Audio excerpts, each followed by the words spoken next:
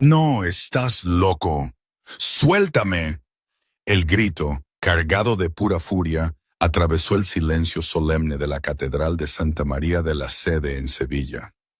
Era la boda del siglo, un despliegue de grandiosidad ceremonial que, en un instante, se convirtió en el espectáculo que nadie, absolutamente nadie, había imaginado. 500 miembros de la alta sociedad, políticos, magnates de negocios, hasta los jefes más poderosos del Hampa, se giraron al unísono, paralizados por la escena inverosímil que se desarrollaba ante sus ojos. Yo estaba allí, en el medio del pasillo central, una simple criada con un uniforme negro manchado de hollín. Mi cabello castaño se había soltado y caía desordenado sobre mis hombros. Tenía la mano firmemente aferrada a la muñeca de Carlos Fontaine, tirando de él sin piedad. Sus ojos grises, antes fríos como el hielo, ahora me miraban con una mezcla de sorpresa y algo que no supe descifrar. La novia, Verónica Sterling, radiante en su vestido de Vera Wang valorado en 1 millón de euros, palideció. Luego, un rojo furioso tiñó sus mejillas. Seguridad, arrastren a esta lunática fuera ahora mismo. Está desquiciada, chilló con una voz tan aguda que me taladró los oídos.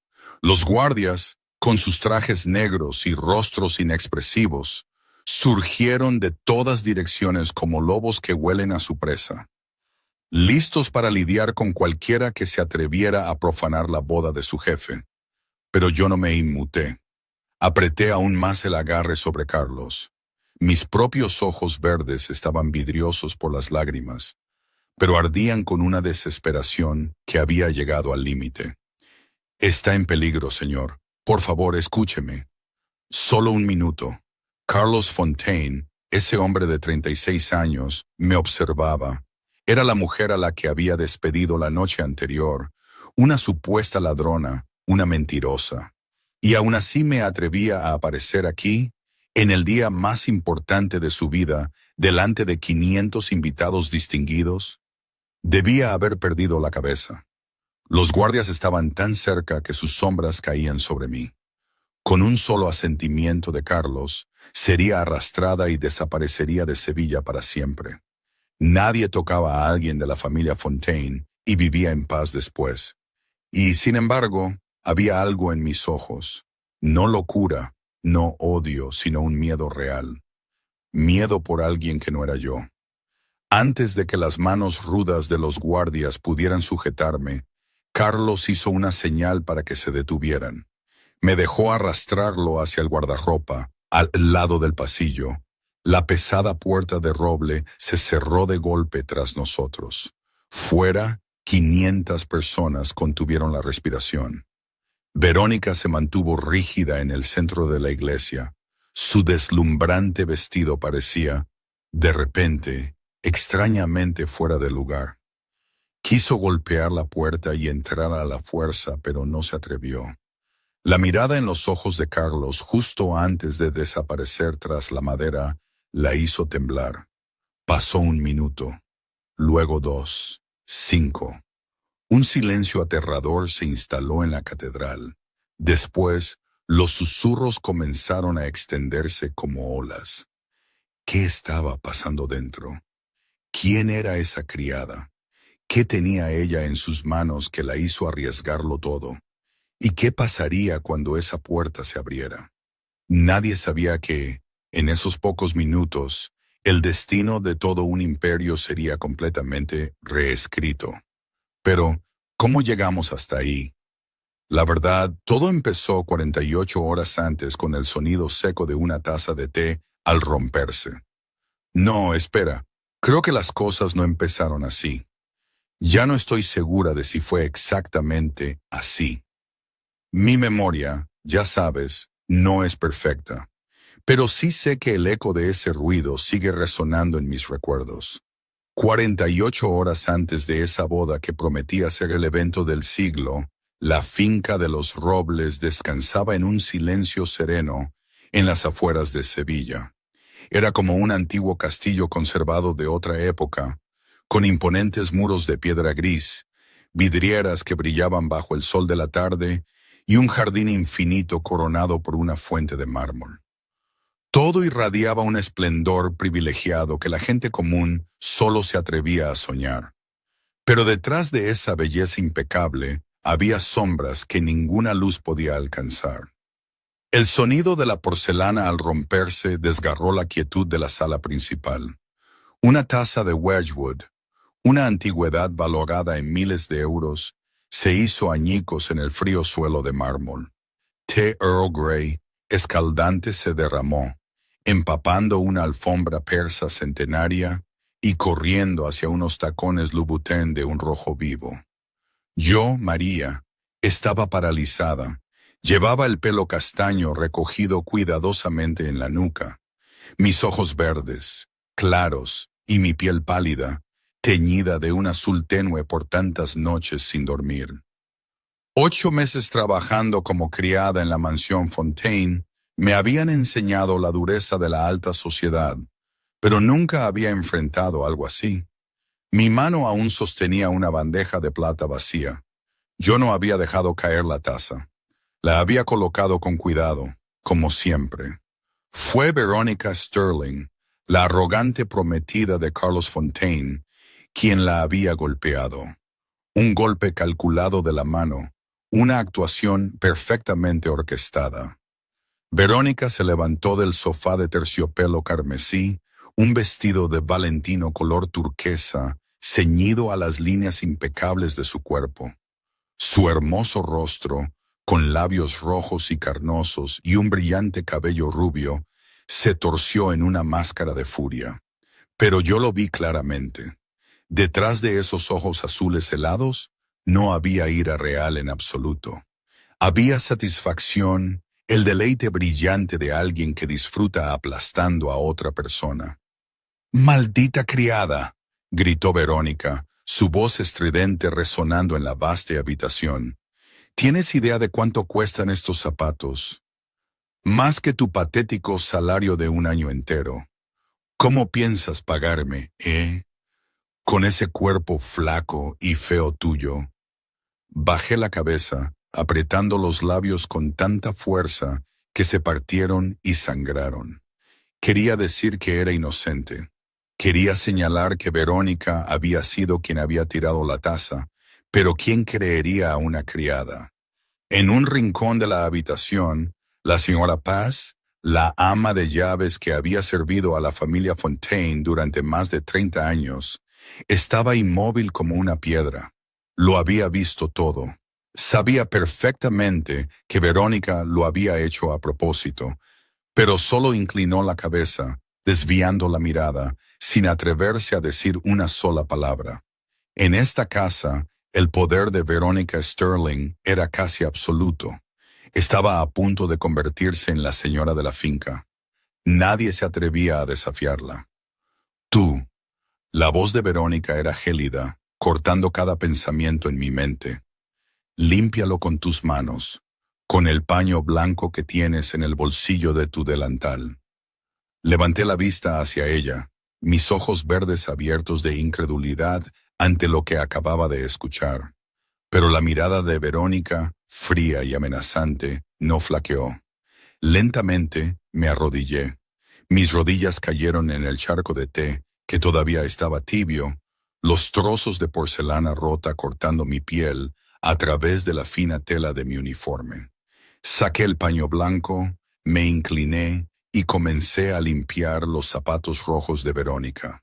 Entonces, sin previo aviso, una patada en mi hombro me hizo tambalear, casi caigo.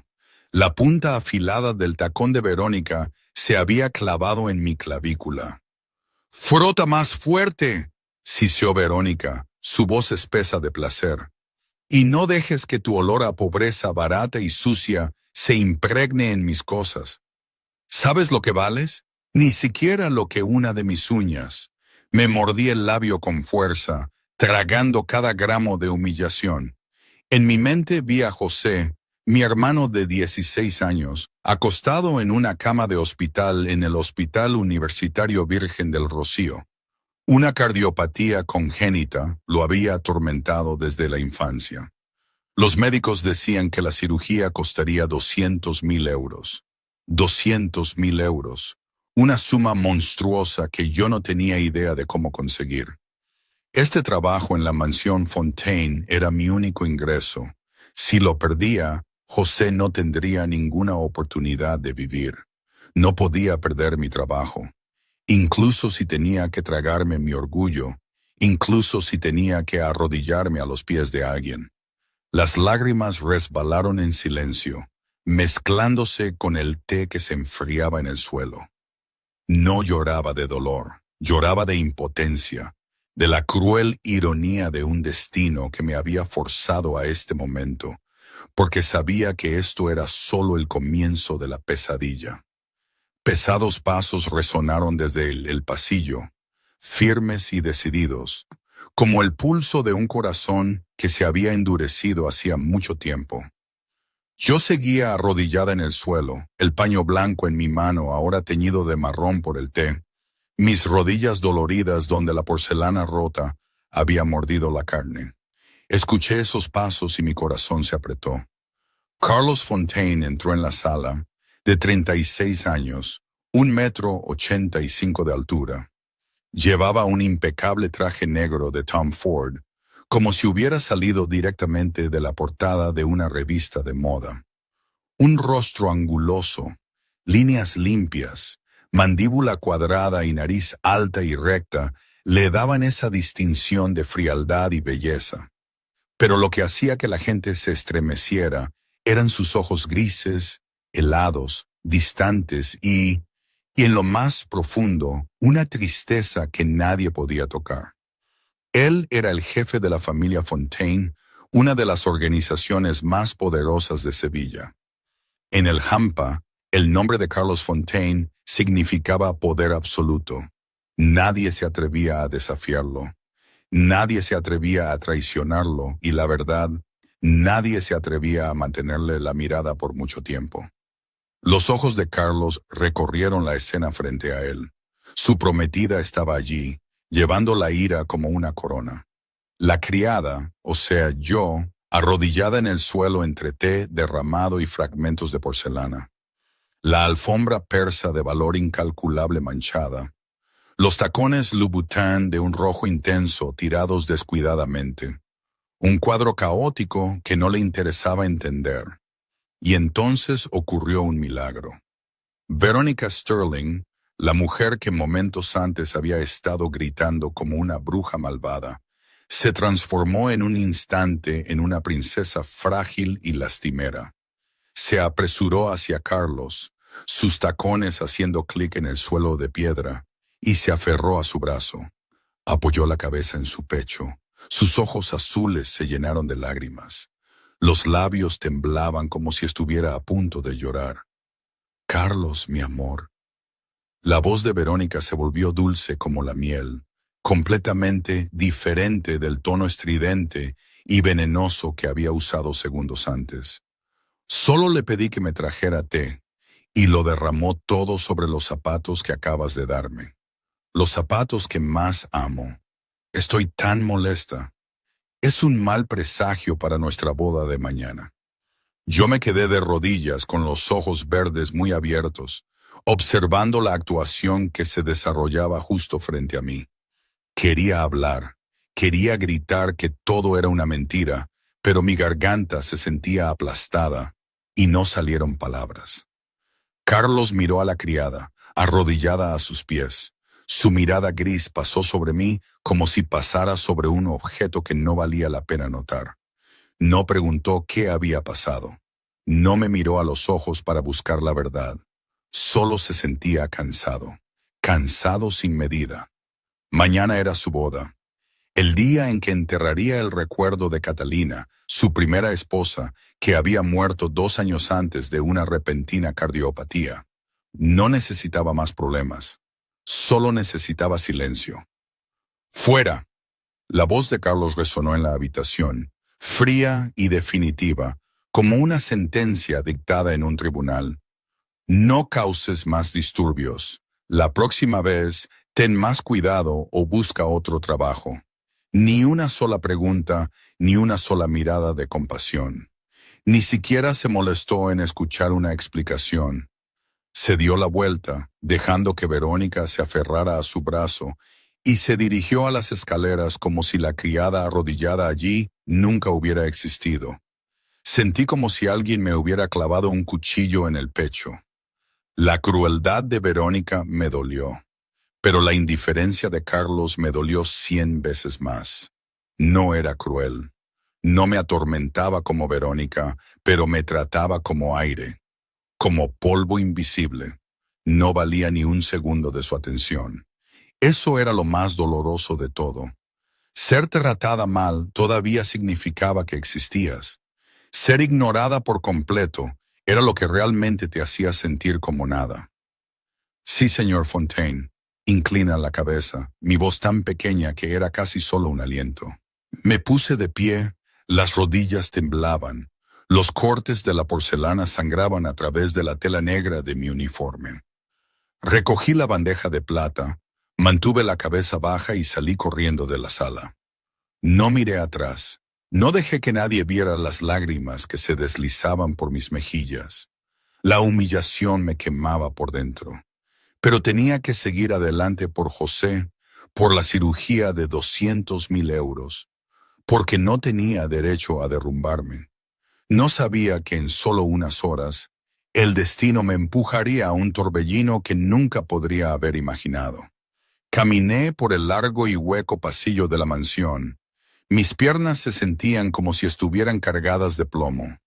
Viejos cuadros al óleo colgaban en las paredes, mirándome con ojos fríos y juzgadores. Luces amarillas tenues proyectaban extrañas sombras sobre el brillante suelo de mármol. La humillación todavía me quemaba en el pecho, pero me mordí el labio con fuerza y lo tragué todo. Por José. Tenía que ser fuerte por José. Mientras pasaba por la biblioteca de la planta baja, de repente me detuve. La pesada puerta de roble estaba entreabierta. Solo una pequeña rendija y una voz familiar salía de adentro. La voz de Verónica Sterling, pero ya no era dulce como la miel. Ya no era débil y lamentable. Ahora era fría, triunfante y tan viciosa que me puso la piel de gallina. Sabía que no debía escuchar a escondidas. Eso estaba prohibido en esta casa. Si me atrapaban, perdería mi trabajo al instante. Pero algo en esa voz me impidió seguir. Un instinto vago, una curiosidad que no pude reprimir. Me pegué a un rincón oscuro del pasillo, mi espalda contra la pared helada, conteniendo la respiración mientras escuchaba. Todavía está loco por mí como un idiota. La voz de Verónica sonó goteando desprecio. No te preocupes, ese viejo es estúpido. Todo lo que hace es ahogarse en su dolor, en los recuerdos de su difunta esposa. Patético.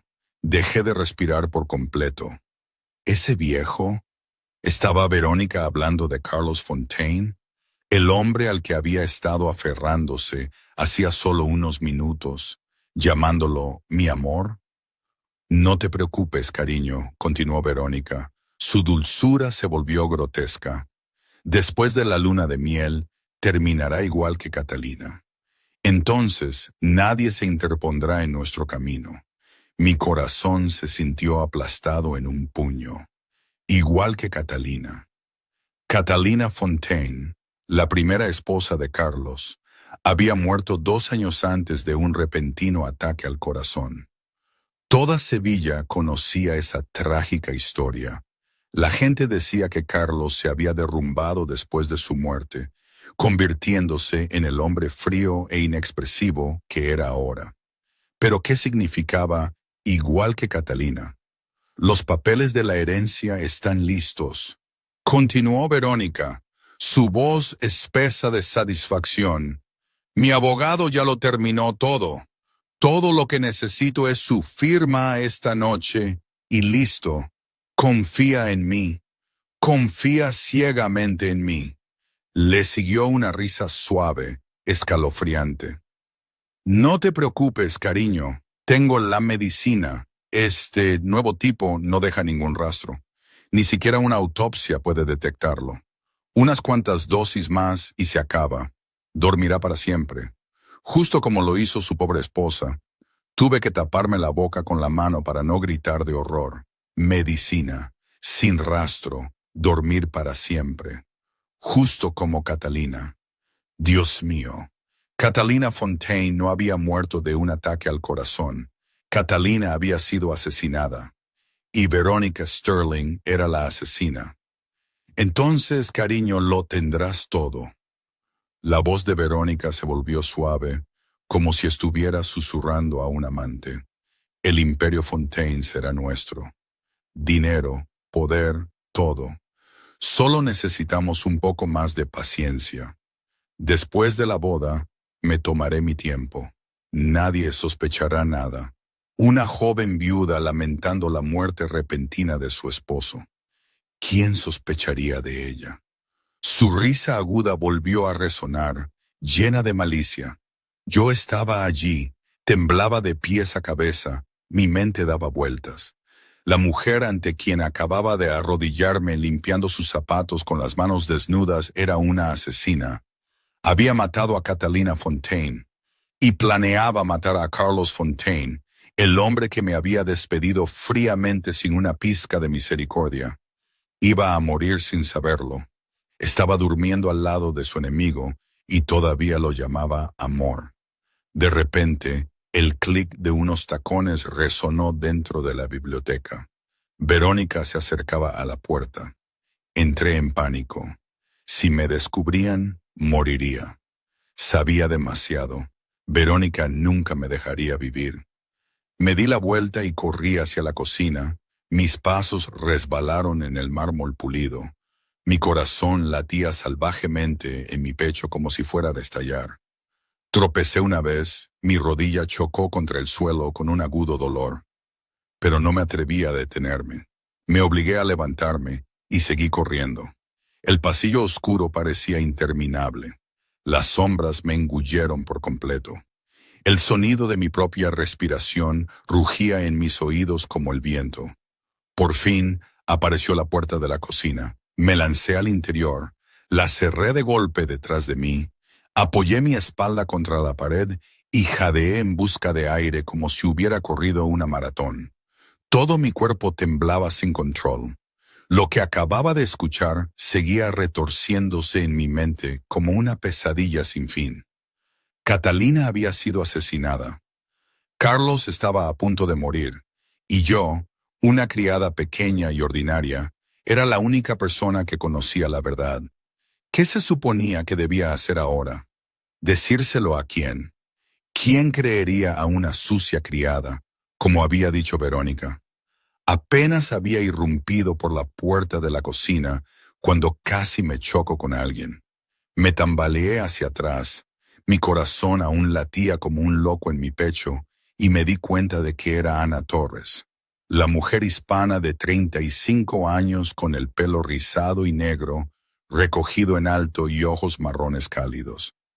Ana había sido mi compañera de trabajo más cercana durante mis 8 meses en la mansión Fontaine. Ana acababa de dejar la pila de platos de porcelana que llevaba. Sus ojos se abrieron de asombro mientras me miraba con pura alarma.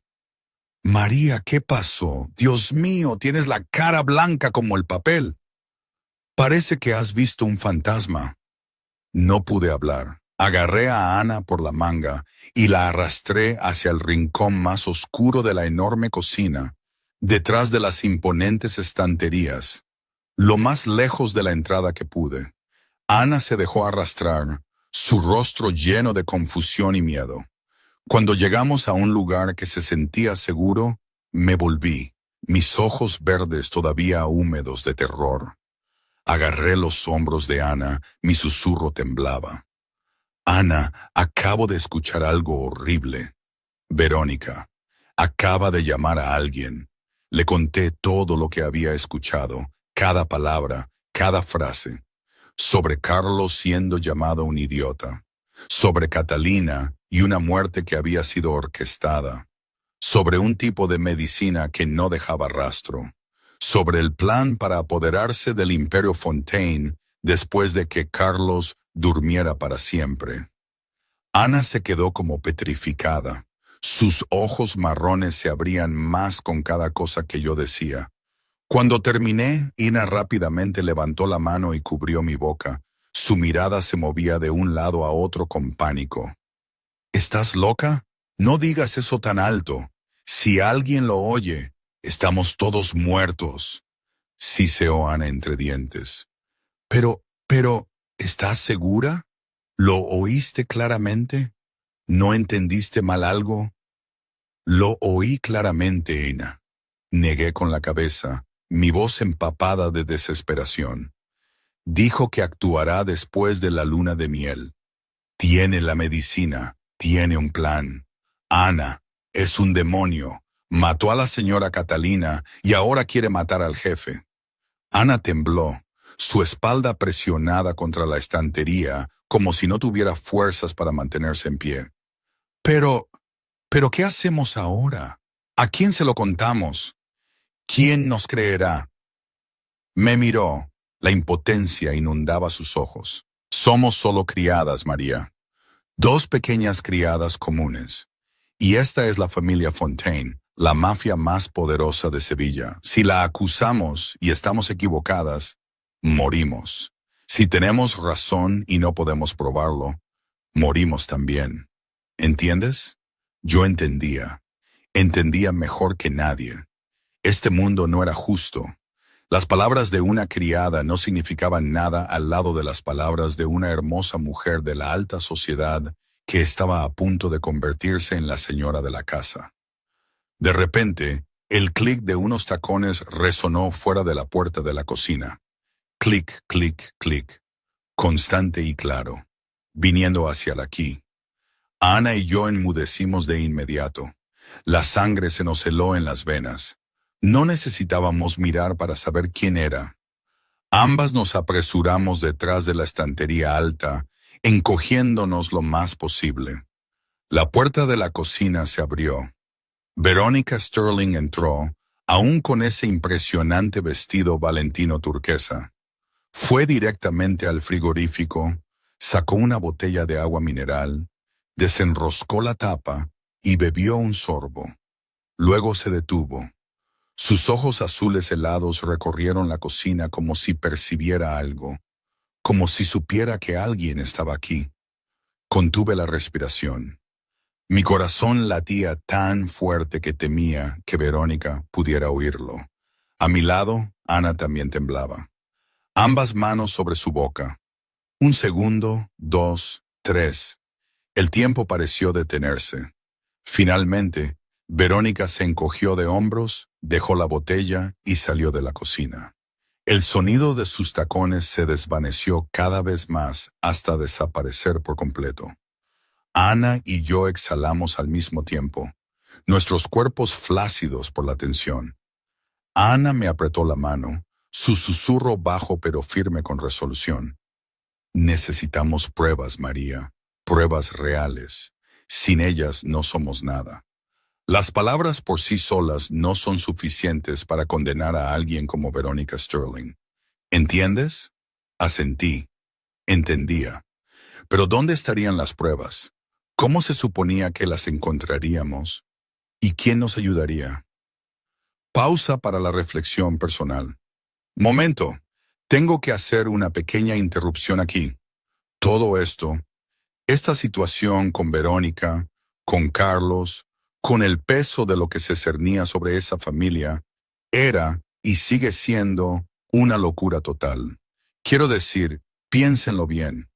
Un hombre tan poderoso, tan intocable, a punto de ser destruido por la persona en la que más confiaba. Y una criada, yo, una completa insignificante, que de repente cargaba con el peso de la verdad. En mi barrio, en Triana, habríamos dicho, esto es cosa de locos. Pero no era un disparate, era real, tan real que asustaba. ¿Cómo puedes vivir en un mundo donde la maldad se esconde detrás de la sonrisa más dulce? ¿Donde la gente te pisa sin piedad mientras sonríe para la foto? No lo sé, no lo sabía entonces, y todavía a veces me pregunto si tomé la decisión correcta al meterme en todo ese embrollo. Si el miedo por José no me había cegado para ver que me estaba metiendo en una boca de lobo. ¿Valía la pena arriesgar mi vida por un hombre que ni siquiera me veía? Es complicado, muy complicado. Pero bueno, volvamos a la historia, antes de que me pierda en mis propios pensamientos. A última hora de la noche, la mansión Fontaine se sumió en la oscuridad y un silencio aterrador. Yo yacía en la estrecha cama de los cuartos de servicio en el sótano, con los ojos bien abiertos, mirando al techo. Lo que había escuchado esa tarde seguía taladrando mi mente, repitiéndose sin cesar. Medicina que no dejaba rastro. Dormir para siempre, como Catalina. Me di vueltas una y otra vez, pero el sueño no llegaba. Finalmente decidí levantarme. Quizás un poco de ejercicio me calmaría. Me puse un suéter fino, abrí suavemente la puerta y salí. De noche la finca de los Robles tenía una belleza fantasmal, completamente diferente a las horas del día. Los largos pasillos estaban iluminados solo por unas pocas lámparas tenues, proyectando extrañas sombras a lo largo de las paredes. El sonido de mis pasos era suave contra la fría piedra bajo mis pies. Mientras cruzaba el pasillo principal de la planta baja, de repente me detuve. Alguien estaba allí, una pequeña figura con el pelo blanco como la escarcha, inmóvil ante un gran cuadro en la pared. Era la señora Paz, la ama de llaves que había servido a la familia Fontaine durante más de 30 años, la mujer que había sido testigo de mi humillación esa tarde y no había dicho nada. Empecé a darme la vuelta, pero la curiosidad me arrastró. Quería saber qué estaba mirando la señora Paz. Me acerqué y me di cuenta de que era un retrato de una mujer joven, cabello rubio como trigo maduro, ojos azules suaves como un lago de otoño, una sonrisa cálida que parecía iluminar todo el lienzo. Catalina Fontaine, la difunta esposa de Carlos Fontaine, la mujer que Verónica Sterling había matado. Tú también lo oíste, ¿verdad, hija mía? La voz de la señora Paz llegó de repente, haciéndome sobresaltar. No me di la vuelta, mi mirada seguía fija en el retrato. Te vi corriendo por el pasillo esta tarde. Vi el pánico en tu rostro. Oíste algo de la señorita Verónica, ¿verdad? Yo me quedé congelada, sin saber cómo responder, mentir o confesar. Cualquiera de las dos podría matarme. Pero la señora Paz no esperó una respuesta. Suspiró. Su voz transmitía la profunda tristeza de alguien que había aguantado demasiado tiempo. Lo sé, hija mía. Lo sé desde hace mucho tiempo. Sobre Verónica, sobre lo que le hizo a la señora Catalina, sobre lo que planea ahora. Se giró, sus viejos ojos que aún conservaban una luz clara, me miraron directamente. La señora Catalina, antes de morir, sospechaba algo. Me dijo que se sentía mal cada vez que tomaba los suplementos del doctor Ramírez, el médico privado de la familia. Agotamiento, mareos, su corazón acelerado. Pero el doctor seguía insistiendo en que era solo porque trabajaba demasiado. La señora Paz levantó la vista de nuevo hacia el retrato. La misericordia y el dolor suavizaron su rostro. Era una mujer inteligente, hija mía. Sabía que algo no estaba bien. Escribió una carta registrando todas sus sospechas y la escondió. Me dijo que si algo pasaba, debía buscar la antigua caja de música, el regalo de bodas que el señor Carlos le dio. ¿Una caja de música?, pregunté, mi voz apenas un susurro. La señora Paz asintió. Una vieja caja de música de madera tallada con rosas. El señor Carlos se la encargó especialmente a la señora Catalina, a un artesano en Italia. Toca Claro de Luna, la pieza favorita de la señora Catalina, la canción con la que bailaron en su boda. Suspiró de nuevo. Después de que la señora Catalina muriera, el señor Carlos guardó todas sus pertenencias en un almacén en el tercer piso. Prohibió que nadie las tocara. La caja de música también está allí. La señora Paz se metió la mano en el bolsillo y sacó una pequeña llave de latón, gastada y opaca por el tiempo. La colocó en mi palma. He guardado esta llave durante 12 años. 2 años viviendo con miedo y en silencio. Soy demasiado vieja, hija mía. Demasiado vieja y demasiado asustada para hacer algo. Me miró y algo en sus ojos brilló como esperanza. Pero tú todavía tienes fuego en los ojos. Lo vi cuando te arrodillaste en el suelo y limpiaste los zapatos de Verónica y aún así no lloraste. Lo vi cuando corriste por el pasillo con determinación en lugar de desesperación. Tienes algo que yo no, hija mía. Coraje. Miré la llave en mi mano, mi corazón latía de forma irregular. Esto era una pista. Esta podría ser la prueba que Ana y yo necesitábamos. Pero también era un camino que conducía directamente a la muerte. El almacén estaba prohibido. La familia Fontaine no perdonaba a los intrusos. Si me atrapaban, no solo perdería mi trabajo, perdería mi vida. Entonces pensé en Carlos Fontaine, el hombre con ojos grises tristes hasta los huesos. El hombre que había perdido a su esposa sin saber nunca que había sido asesinada. El hombre que estaba a punto de ser asesinado por la misma persona en la que más confiaba. Era frío, era indiferente, no me había protegido, pero no merecía morir. Nadie merecía morir así. Lo encontraré, dije, mi voz temblaba, pero estaba llena de resolución. Tengo que encontrarlo. 2 de la mañana. La mansión Fontaine estaba sumergida en la oscuridad y un silencio aterrador. Solo se oía el débil silbido del viento fuera de las ventanas y el fuerte latido de mi corazón en mi pecho. Me encontraba al pie de la escalera que llevaba al tercer piso. La vieja llave de latón apretada en mi palma, empapada de sudor. Este era territorio prohibido. A nadie se le permitía subir allí después de la muerte de Catalina Fontaine. Una orden de Carlos Fontaine. Violarla significaba la muerte. Respiré hondo, forzándome a mantener la calma. Pensé en José acostado en una cama de hospital. Pensé en la señora Paz y la esperanza en sus ojos. Pensé en Catalina Fontaine, una mujer que había muerto injustamente mientras nadie sabía la verdad.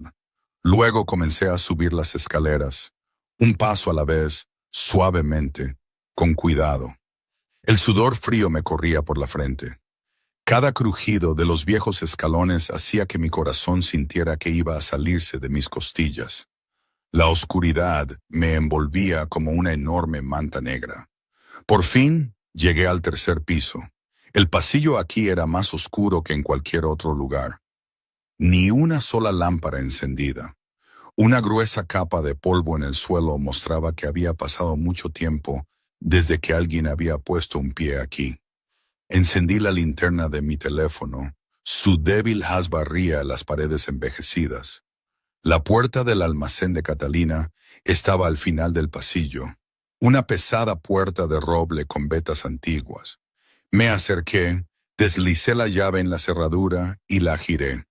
El chirrido del metal y la madera resonó en la noche silenciosa, haciéndome sobresaltar.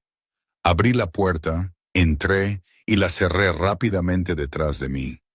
La habitación apareció ante mí como otro mundo, un mundo congelado en el tiempo. El polvo cubría todo tan densamente que podía ver pequeñas partículas flotando en el haz de la linterna. Los muebles estaban cubiertos con tela blanca como fantasmas silenciosos que custodiaban los recuerdos de los muertos. Recorrí la habitación con mi luz y me detuve en una fotografía de boda que colgaba en la pared. Catalina Fontaine con un vestido blanco puro, cabello rubio cayendo sobre sus hombros, ojos azules brillando de felicidad. Y a su lado, Carlos Fontaine, pero no el Carlos Fontaine que yo conocía. El hombre de la fotografía sonreía, una sonrisa cálida, genuina, llena de amor. Sus ojos grises ya no eran fríos, sino que estaban iluminados con una alegría ilimitada. Se miraban como si el mundo entero contuviera solo a los dos. Sentí que mi corazón se encogía. Este era el verdadero Carlos Fontaine.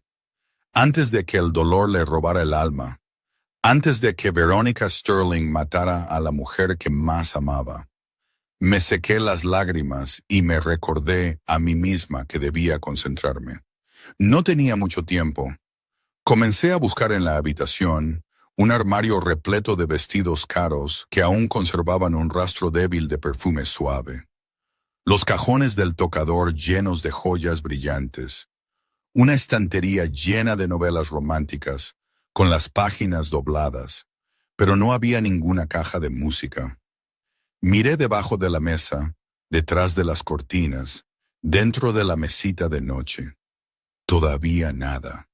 El tiempo se escapaba. Cada segundo aquí era peligroso. Finalmente, caí de rodillas y miré debajo de la cama. El haz de la linterna cayó en un rincón oscuro, y lo vi. Un viejo baúl de madera cubierto de polvo. Lo saqué y levanté la tapa con manos temblorosas.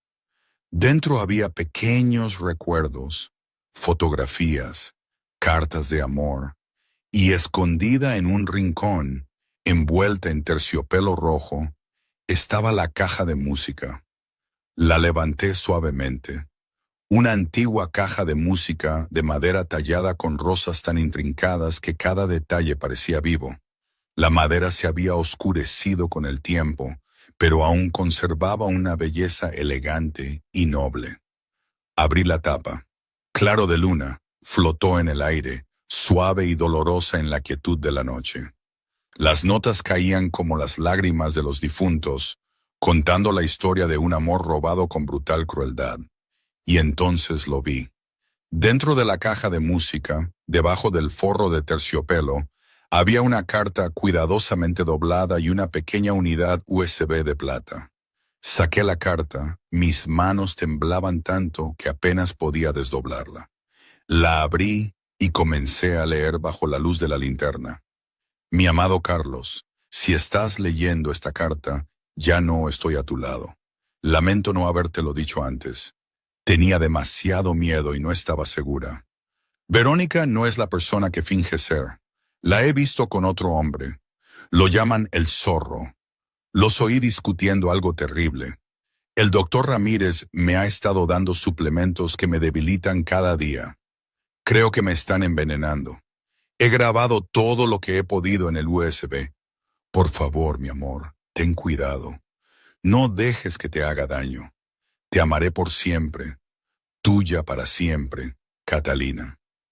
Lágrimas silenciosas cayeron sobre la carta, difuminando la caligrafía de la mujer muerta. Lloré. Lloré por Catalina Fontaine, una mujer que había sabido que iba a morir y aún así pensó en el esposo que amaba. Lloré por Carlos Fontaine, el hombre que había perdido el amor de su vida sin saber nunca la verdad. Y lloré por mí misma, una pequeña criada que ahora guardaba un secreto que podía cambiarlo todo. Tenía pruebas ahora. La carta y el USB eran las armas que podían exponer a Veronica Sterling. Pero primero tenía que salir de aquí. Doblé apresuradamente la carta, la metí en mi bolsillo interior junto con el USB. Mi corazón latía descontroladamente. Mis manos temblaban tanto que casi dejó caer la caja de música. La volví a colocar en el baúl. Empujé el baúl debajo de la cama y me levanté para irme. Y en ese mismo instante, las luces se encendieron. El brillo repentino me hizo cerrar los ojos por un instante. Cuando los abrí, mi corazón pareció caer en un abismo. Veronica Sterling estaba en la entrada, apoyada en el marco con una satisfacción engreída. Llevaba una bata de seda del color de la sangre. El cabello rubio caía sobre sus hombros, ojos azules helados fijos en mí como escarcha. Vaya, vaya, vaya. La voz de Verónica fluyó, lenta y amenazante. ¿Qué tenemos aquí? Una ratoncita escabulléndose en un lugar al que no pertenece. Di un salto hacia atrás. Mi espalda chocó contra el borde de la cama. Traté de mantener la cara tranquila, pero mi corazón latía tan violentamente que temía que Verónica pudiera oírlo. Señorita Verónica. Verónica entró en la habitación. Sus tacones hacían clic en las tablas del suelo cubiertas de polvo. Su mirada recorrió el espacio desde el baúl debajo de la cama hasta el polvo revuelto en el suelo. Luego se posó en mi rostro ceniciento. ¿Qué buscas aquí, ratoncita? La voz de Verónica se volvió dulce de una manera aterradora. ¿Quién te crees que eres para entrar en esta habitación? ¿No sabes que está prohibido? Traté de tragar, mi voz temblaba. Yo solo me perdí. No podía dormir, así que salí a caminar y me perdí. Verónica me interrumpió. Una risa fría cortó el silencio de la noche. ¿Perdida a las 2 de la mañana? ¿Perdida en una habitación cerrada con llave en el tercer piso? ¿Qué tan estúpida crees que soy? Se acercó, cada paso se sentía como un cuchillo clavado en mi corazón. La distancia entre nosotras se redujo hasta que Verónica estuvo directamente frente a mí, ojos azules helados mirándome con desprecio. ¿Qué estás escondiendo?, preguntó Verónica, su voz afilada como una navaja. Sin esperar una respuesta, me agarró por el cuello y me empujó hacia adelante. No tuve tiempo de reaccionar antes de que Verónica comenzara a revisar los bolsillos de mi delantal. Una mano con uñas pintadas de rojo sangre se metió en cada rincón, buscando algo sospechoso. Contuve la respiración. La carta y el USB estaban en mi bolsillo interior, no en el delantal. Si Verónica no buscaba allí... Después de un minuto, Verónica no encontró nada. Me soltó, pero sus ojos permanecieron entrecerrados con sospecha e ira. «¿Está jugando algún tipo de juego?», siseó Verónica entre dientes. «No sé qué es, pero lo averiguaré. ¿Crees que puedes engañarme? ¿Una criada sucia como tú?». No dije nada, solo bajé la cabeza en silencio. Sabía que cualquier palabra que dijera ahora podría empeorar las cosas. Verónica se quedó allí, con los ojos fríos, estudiándome como si sopesara qué hacer con su presa. Luego sonrió, una sonrisa cruel que me hizo estremecer. «¿Sabes qué? No necesito saber qué estás buscando». La voz de Verónica era tranquila de una manera aterradora. «Solo necesito deshacerme de ti. Has entrado en un área prohibida. Eso es un crimen suficiente para que desaparezcas de esta casa. Y de Sevilla también». Sacó su teléfono del bolsillo de su bata y marcó con la misma facilidad casual, como si estuviera llamando para hacer una reserva para cenar. Quise correr, arrebatarle el teléfono, gritar, pero sabía que no podía. Cualquier movimiento solo me haría parecer más culpable. «Carlos, cariño». La voz de Verónica se volvió dulce y débil al instante. La actuación familiar encajó perfectamente. «Lamento molestarte en mitad de la noche, pero necesito que vengas a la habitación de Catalina ahora mismo». Algo pasó. Atrapé a una ratoncita escabulléndose por aquí. Terminó la llamada y me miró con una sonrisa victoriosa. «Ahora esperamos, ratoncita. Esperamos a ver cómo tu jefe va a lidiar contigo».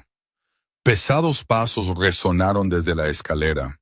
Carlos Fontaine apareció en la entrada. Su rostro de rasgos afilados dibujado con fatiga e irritación por haber sido sacado de su sueño en mitad de la noche. Llevaba una camisa blanca arrugada, el cabello negro desordenado, los ojos grises aún rojos por la falta de descanso. Detrás de él estaba Pablo O'Brien, su guardaespaldas de confianza, un irlandés de 40 años con una complexión poderosa y un rostro frío e ilegible. La mirada de Carlos recorrió la habitación y se detuvo en mí. La criada temblaba en la habitación llena de polvo, su rostro sin color, sus ojos verdes muy abiertos por el miedo. Tú. La voz de Carlos cortó el aire, helada y furiosa. ¿Tú otra vez? ¿Te atreviste a entrar aquí, en esta habitación? Antes de que pudiera abrir la boca para explicar, Verónica corrió hacia Carlos como un pajarito buscando refugio. Se aferró a su brazo, sus ojos azules se enrojecieron como si hubiera estado llorando, sus labios temblaban de miedo y dolor. Carlos. La voz de Verónica se quebró, lo suficientemente débil como para sonar lastimosa. Oí un ruido extraño, así que subí a revisar. Atrapé a esta chica revolviendo las cosas de Catalina. Estaba buscando algo aquí. Carlos, creo que está robando. Quise gritar que todo era mentira, pero mi garganta se sintió aplastada y no salió ningún sonido. Miré a Verónica, a la impecable actuación que se desarrollaba justo frente a mí, y sentí que la desesperación se hundía hasta lo más profundo. ¿Robando? La frente de Carlos se frunció, su tono denso con desprecio. ¿Te atreviste a robar a mi esposa? No, no lo hice. Solté, pero Verónica me interrumpió. Revisa sus bolsillos, Carlos, dijo Verónica, su preocupación dulce y falsa. El collar de diamantes de Catalina, el que le diste en tu aniversario. Ya no lo veo en el joyero. Mira a ver si ella se lo llevó. Carlos asintió a Pablo. El guardaespaldas se acercó a mí, su rostro inexpresivo y frío. Lo siento, dijo Pablo secamente y comenzó a registrarme. Me quedé rígida, mi corazón latía con fuerza. La carta y el USB estaban metidos en mi bolsillo interior, escondidos debajo de capas de tela. Si Pablo no buscaba allí, pero entonces sucedió lo peor. Mientras Pablo rebuscaba en el bolsillo de mi delantal, algo brillante cayó al suelo con un tintineo agudo. Un collar de diamantes. Miré hacia abajo, los ojos se abrieron con horror. Yo no lo había tomado, ni siquiera sabía dónde había estado en esta habitación. Sin embargo, estaba en mi bolsillo. Verónica. Cuando Verónica había registrado mi delantal antes, no había estado buscando nada. Había colocado el collar. La trampa había sido tendida y yo había caído directamente en ella. Yo no lo tomé, grité, mi voz ronca de desesperación. Yo no lo tomé. Ella lo puso en mi bolsillo. Por favor, tiene que creerme. Pero Carlos no escuchó. Sus ojos grises me miraron con fría decepción y profundo desprecio. Levantó el collar, sus dedos acariciando los diamantes como si estuviera tocando el recuerdo de su esposa muerta. Te di la oportunidad de trabajar en esta casa. La voz de Carlos bajó de tono, cada palabra como una piedra presionando mi pecho. Dejé pasar lo del incidente del té. ¿Y así es como me lo pagas? Robando a mi esposa entrando sin permiso en la habitación que prohibí. Señor Fontaine, por favor, escúcheme. Lloré. Las lágrimas caían libremente. No soy una ladrona. Vine aquí porque tenía que encontrar algo importante. Está en peligro. Señalé a Verónica. Mi voz temblaba. Ella va a matarle como mató a Catalina. El silencio se tragó la habitación. Carlos se quedó inmóvil. Algo ilegible brilló en sus ojos grises. Pero entonces Verónica rompió el momento con una pequeña risa llena de lástima. Pobrecita, dijo Verónica, su voz dulce y empapada de falsa compasión. La chica se ha vuelto loca.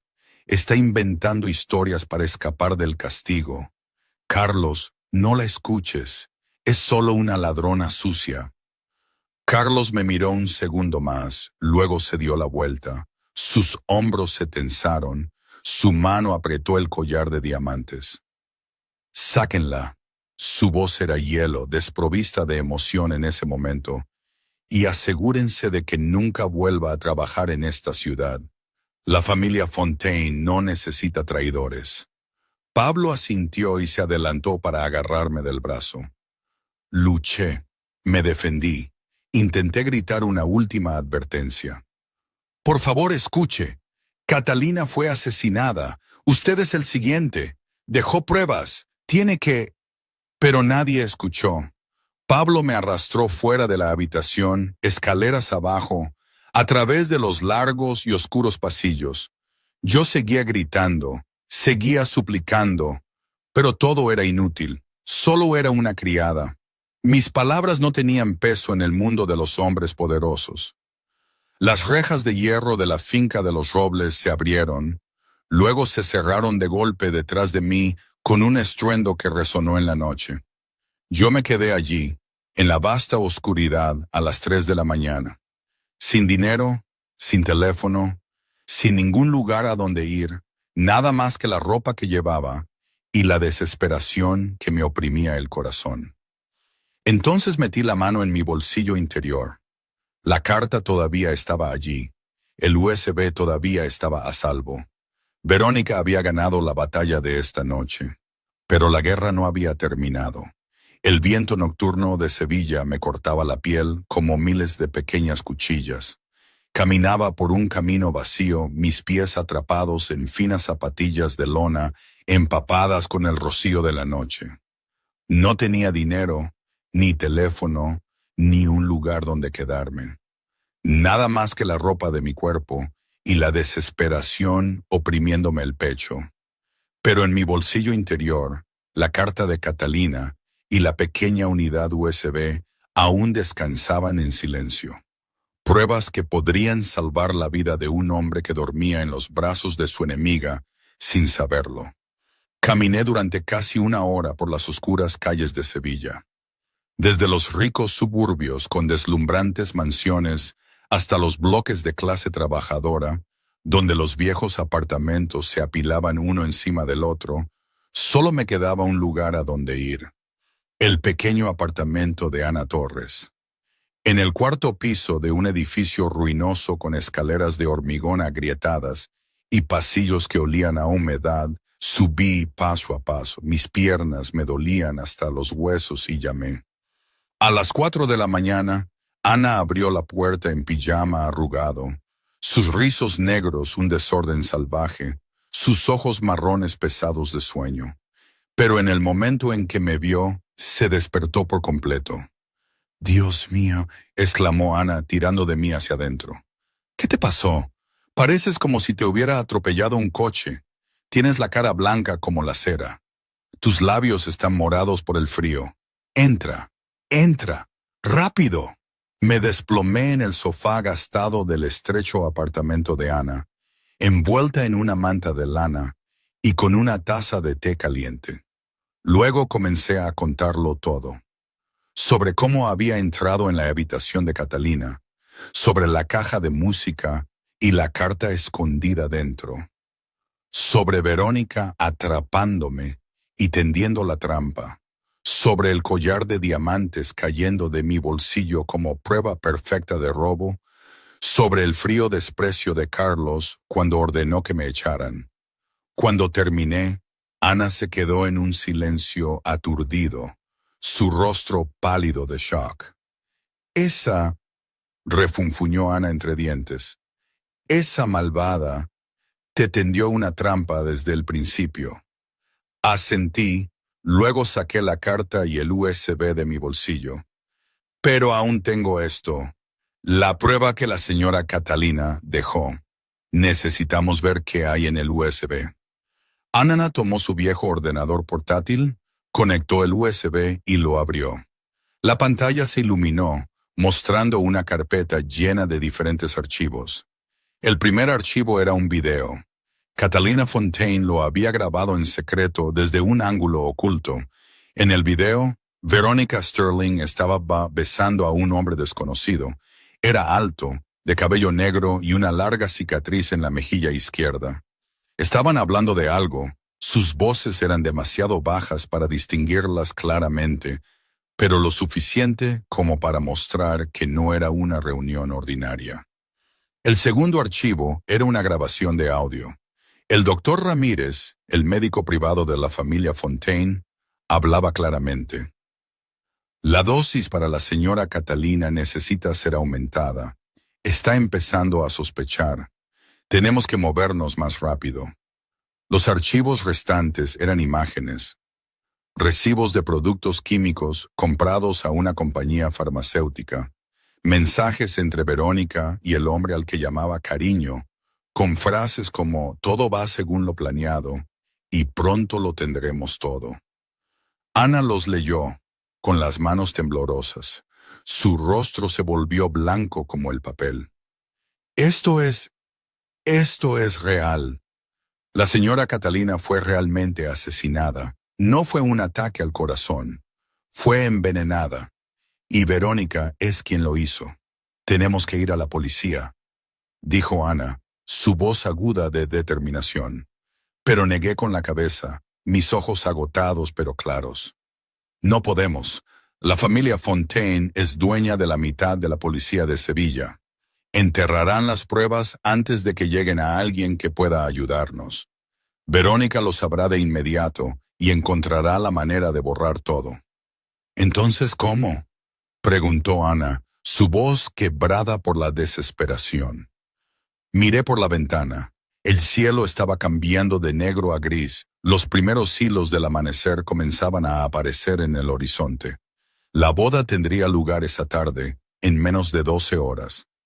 Tengo que poner las pruebas directamente en las manos de Carlos, dije, mi voz extrañamente firme. En la boda de hoy. Ana me miró como si estuviera loca. ¿Estás fuera de ti?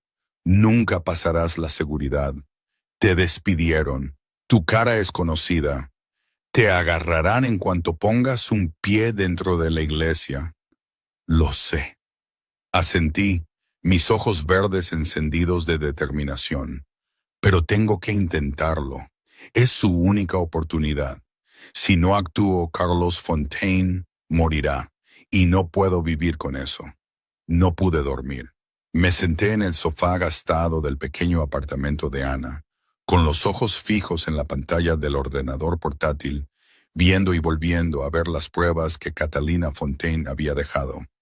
Cada vez que las veía, notaba algo nuevo. La mirada triunfante en los ojos de Verónica, mientras besaba al hombre desconocido. La voz fría del doctor Ramírez mientras hablaba de la dosis. Los mensajes cargados de significado sobre el plan y nuestro futuro. Catalina lo había sabido. Había sabido que iba a morir y había intentado dejarlo todo para su esposo. Pero Carlos nunca lo encontró. Y ahora, 2 años después, la historia estaba a punto de repetirse. Miré por la ventana, el cielo aún negro. Pensé en José, mi hermano, que estaba en el hospital. Sin saber que su hermana había sido despedida, incriminada por robo y echada a la calle en mitad de la noche. Un niño de 16 años con un corazón frágil todavía esperaba la cirugía que podría salvarle la vida. 200.000 euros, una cifra que ahora se sentía más lejana que nunca. Si yo moría mañana, ¿quién cuidaría de José? ¿Quién pagaría las facturas del hospital? ¿Quién le tomaría la mano cuando el miedo lo invadiera? Pero si no actuaba, Carlos Fontaine moriría. Un hombre inocente sería asesinado por la misma persona en la que más confiaba. Y Verónica Sterling, una asesina, seguiría caminando libre, disfrutando de la riqueza y el poder que había robado con sangre. Miré el teléfono de Ana sobre la mesa. Necesitaba escuchar la voz de José por última vez. Lo tomé y llamé al hospital. Después de unos cuantos timbres, la voz de José llegó, débil pero alegre como siempre. María, hola, ¿por qué llamas a esta hora? Son solo las 5 de la mañana. ¿Estás bien? Te oigo cansada. Tragué el nudo en mi garganta, forzando mi voz para que sonara normal. Estoy bien, cariño. Solo trabajé hasta tarde. Quería oír tu voz, así que llamé un poco temprano. Trabajas demasiado, dijo José. La preocupación se filtraba en sus palabras. No te preocupes por mí. El médico dice que estoy mejorando cada día.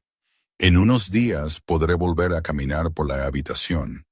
Tienes que comer bien, ¿vale? No te saltes las comidas para ahorrar dinero para mí. Las lágrimas resbalaron silenciosamente por mis mejillas. Sonreí aunque sabía que José no podía verlo. Estás siendo tan bueno. Te quiero, José. Recuérdalo siempre, pase lo que pase, te quiero. ¿Qué dices? Eso es tan raro. José se rió. Parece que vas a irte muy lejos. Yo también te quiero. Nos vemos pronto, ¿vale? Mi garganta se apretó. Mi voz temblaba. Sí, nos vemos pronto. Terminé la llamada y dejé que las lágrimas cayeran libremente. Lloré por José. Lloré por mí misma. Lloré por el incierto camino que me esperaba. Ana se sentó a mi lado en silencio, tomándome la mano, sin decir nada porque no sabía qué palabras podrían encajar. Cuando finalmente amaneció, me levanté. Me puse de nuevo el uniforme de criada, el que Ana había guardado para mí, y escondí cuidadosamente la caja de música con la carta y el USB en mi bolsillo interior. Ana se quedó en la puerta, con los ojos marrones rojos de preocupación. Me envolvió en un fuerte abrazo, su voz densa e inestable. Ten cuidado. Por favor, vuelve viva. Te estaré esperando aquí. Asentí, abracé a Ana con fuerza, luego la solté. Lo intentaré. Salí a la luz de la mañana. La luz del sol acariciaba mi rostro. Delante de mí estaba el camino hacia la Catedral de Santa María de la Sede, hacia la boda del siglo, hacia el destino de mi propia vida y la de Carlos Fontaine. La Catedral de Santa María de la Sede se alzaba en el corazón de Sevilla como una obra maestra gótica atemporal. Hoy la iglesia estaba más ricamente adornada que nunca, vestida con miles de flores blancas puras y relucientes cintas plateadas. La boda del siglo, del capo de la mafia más poderoso de Sevilla, había atraído la atención de toda la ciudad. Cientos de coches de lujo alineados en la calle, Rolls-Royce, Bentley, Maybach, cada uno valorado en cientos de miles de euros. La seguridad se había intensificado hasta un grado sofocante. Guardaespaldas con trajes negros estaban por todas partes. Detectores de metales se instalaron en cada entrada y la lista de invitados se revisaba cuidadosamente, nombre por nombre. Yo estaba al otro lado de la calle, escondida detrás de un gran árbol, observándolo todo con el corazón desbocado. Sabía que no podía pasar por las puertas principales. Mi cara había sido reconocida, mi nombre estaba en la lista negra. Si algún guardia me reconocía, sería detenida inmediatamente, o peor. Rodeé la parte trasera de la catedral, donde una entrada de servicio estaba reservada para el personal. Allí había camiones de catering aparcados, trabajadores ajetreados llevando comida y bebida al interior. Justo en ese momento, una mujer de mediana edad con uniforme de camarera pasó corriendo, me vio y me gritó. Tú, ¿eres la nueva del equipo de servicio? ¿Por qué estás ahí parada? Estamos desesperadamente escasos de personal. Entra ahora. Asentí, forzando mi cara a algo normal. Sí, me despisté. No sabía qué entrada usar. Sígueme. La mujer me agarró de la mano y me arrastró por la puerta de la cocina. Y así me deslicé dentro de la iglesia. Mi corazón latía como un tambor de guerra. El sudor frío me brotaba por la frente. El primer paso había funcionado. Pero esto era solo el principio. Me abrí paso por la concurrida zona de la cocina, tratando de mezclarme con la multitud de personal de catering. Cuando salí a un pasillo lateral, de repente me quedé inmóvil. Pablo O'Brien, el guardaespaldas de confianza de Carlos, patrullaba justo delante. Me escabullí detrás de un grueso pilar de piedra, conteniendo la respiración. Mi corazón latía tan violentamente que temía que él pudiera oírlo. Pablo pasó con pasos firmes. Luego se detuvo. Yo no respiré. Mi cuerpo se puso rígido como una piedra. Los ojos de Pablo recorrieron el pasillo como si sintiera que algo andaba mal. 1 segundo, 2, 3. Luego se encogió de hombros y siguió caminando. Exhalé temblorosamente, mis piernas temblaban tanto que casi me caigo. Pero no tenía tiempo para entrar en pánico.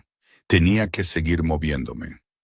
Me deslicé por el pasillo lateral hacia la nave principal de la catedral. Podía oír música clásica resonando desde el interior. El murmullo de cientos de invitados. Estaba cerca.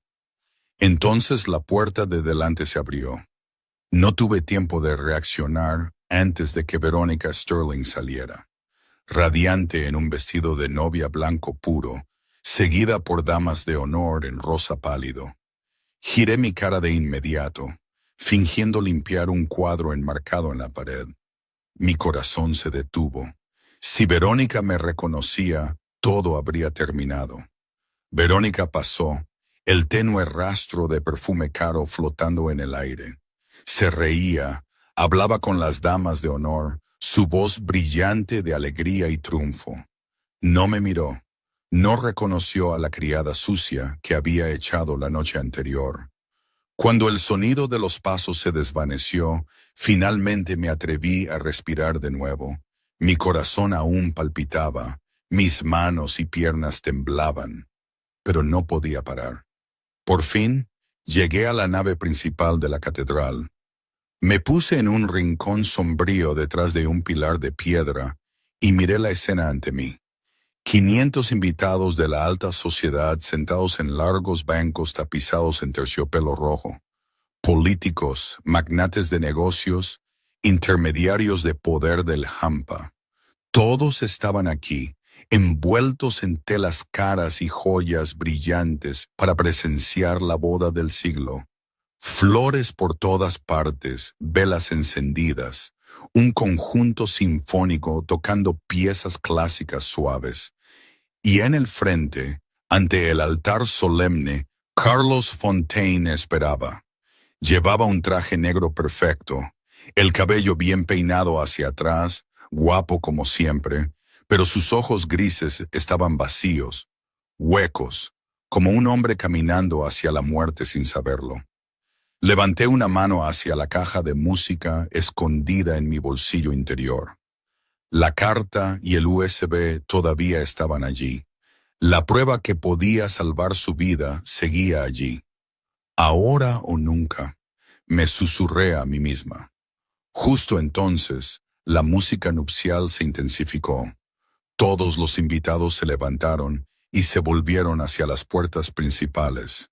Verónica Sterling entró, deslumbrante en un vestido de Vera Wang valorado en 1.000.000 de euros.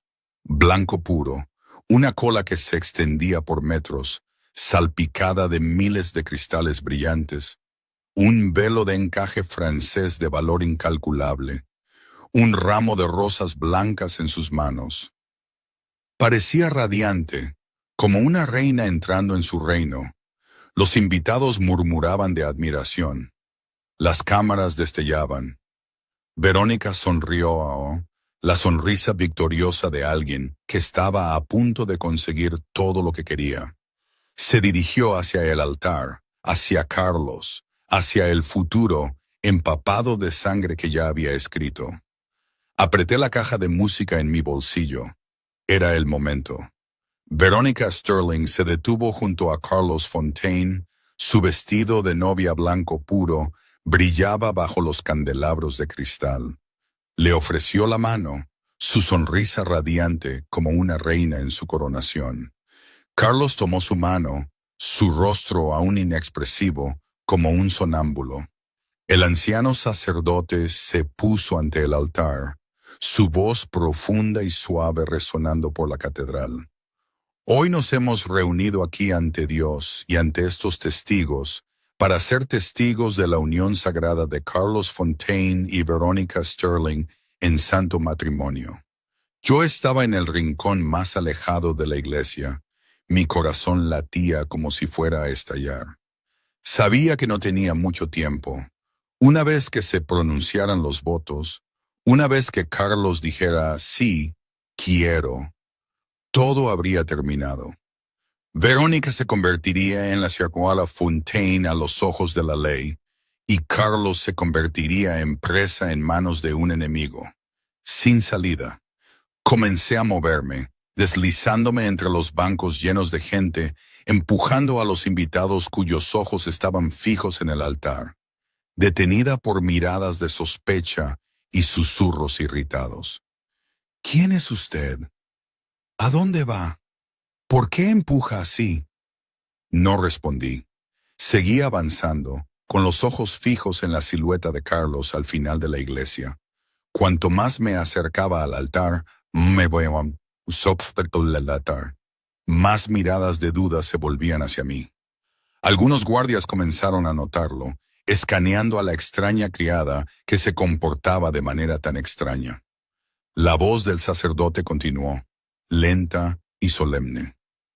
Carlos Fontaine, ¿toma usted a Verónica Sterling como su legítima esposa, para amarla y apreciarla en la enfermedad y en la salud hasta que la muerte los separe? Carlos abrió la boca. ¡Pare!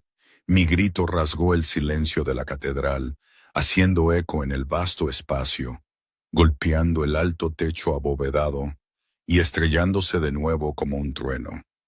500 cabezas se volvieron a la vez, 500 pares de ojos fijos en la delgada criada con uniforme negro, de pie en el pasillo. Verónica palideció. Sus ojos azules helados se abrieron con horror. Me reconoció al instante. La ratoncita que había echado la noche anterior. La ratoncita que debería haber desaparecido de Sevilla. Sin embargo, allí estaba, en medio de la boda de Verónica, entre 500 invitados de la alta sociedad. No esperé. Corrí hacia el frente, mis zapatillas de lona golpeando el suelo de mármol. Los guardias surgieron de todas direcciones como lobos. Pero yo era más rápida. Agarré el brazo de Carlos, mis ojos verdes se encontraron con los suyos grises, con pura e intensa desesperación. Señor Fontaine, tiene que ver esto. Ella va a matarle, como mató a Catalina. Carlos se estremeció, su rostro inexpresivo se rompió por primera vez en shock. ¿Tú? ¿Qué haces aquí? Has perdido la cabeza. ¡Seguridad!, chilló Verónica, su voz aguda por el pánico. Sáquenla a esta lunática ahora mismo. Está loca, está delirando. Que alguien haga algo. Los guardias se abalanzaron. Fuertes brazos se extendían hacia mí, pero no solté a Carlos. Apreté mi agarre y grité con cada gramo de fuerza que me quedaba. Catalina fue asesinada, Verónica la mató, y le hará lo mismo a usted. ¡Tengo pruebas! Las palabras rebotaron por la catedral.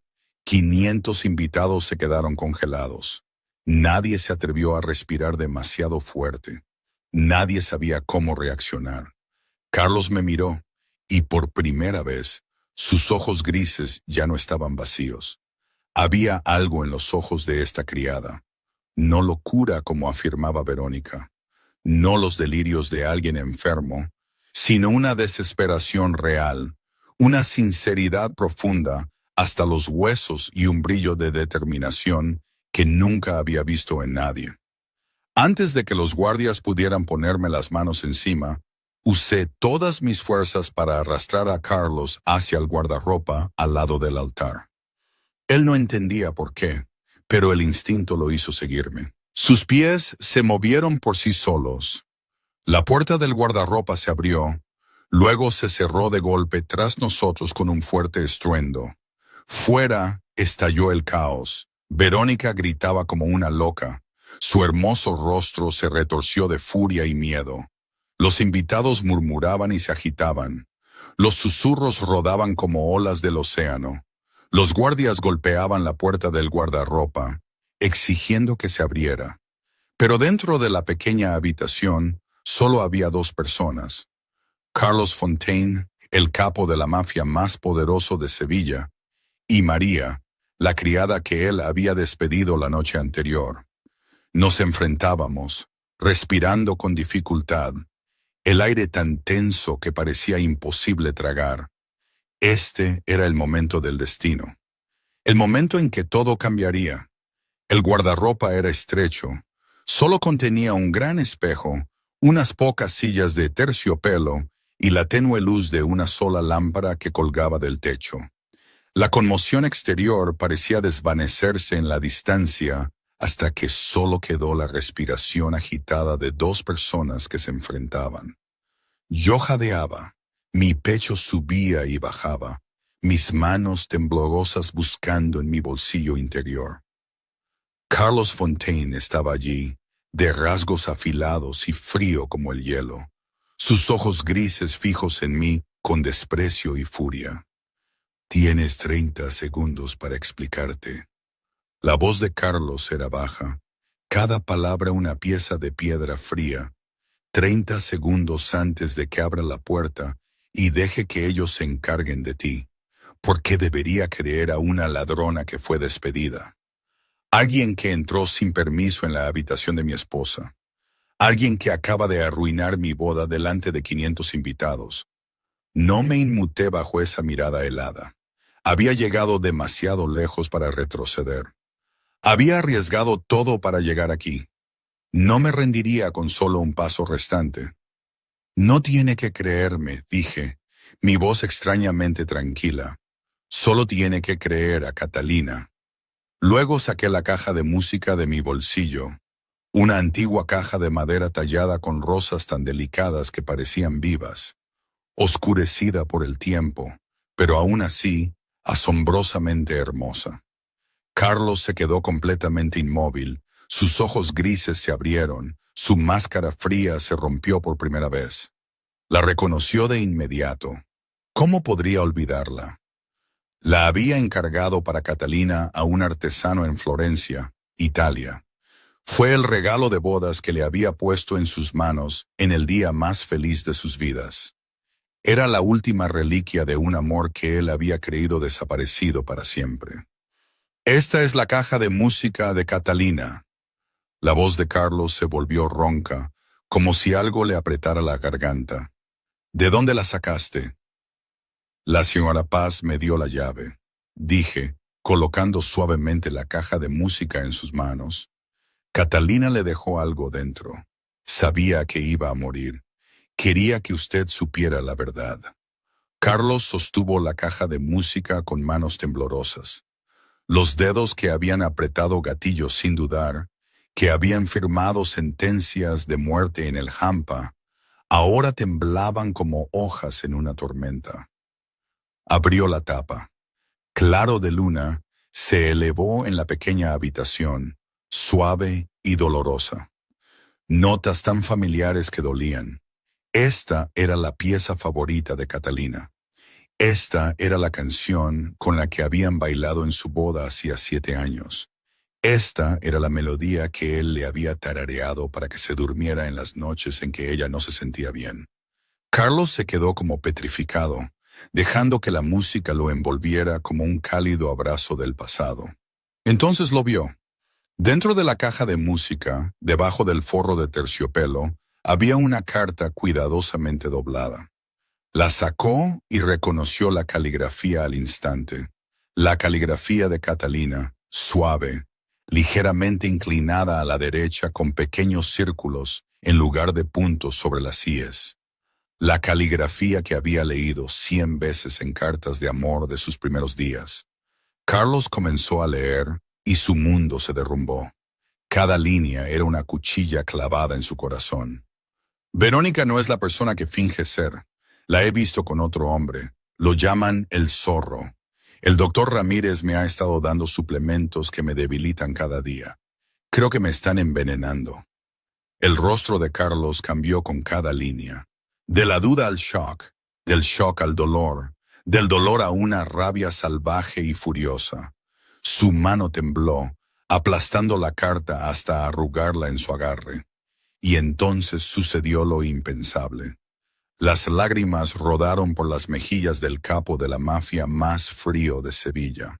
Por primera vez en 2 años, por primera vez desde el día en que Catalina murió, no había llorado en el funeral de su esposa. No había llorado cuando la vio bajar a la fría tierra. Se había convertido en hielo, soslayando cada sentimiento. Pero ahora las lágrimas llegaron, imparables. Catalina, mi amor. La voz de Carlos se quebró. El sonido de un animal herido. Lo siento mucho.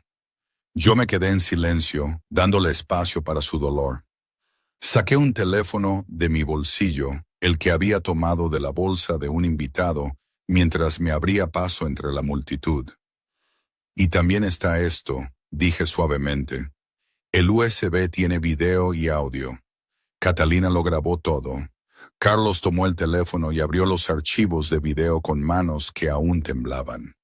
Vio a Verónica y a un hombre con una cicatriz en la mejilla besándose, riendo, hablando de su futuro una vez que él ya no existiera.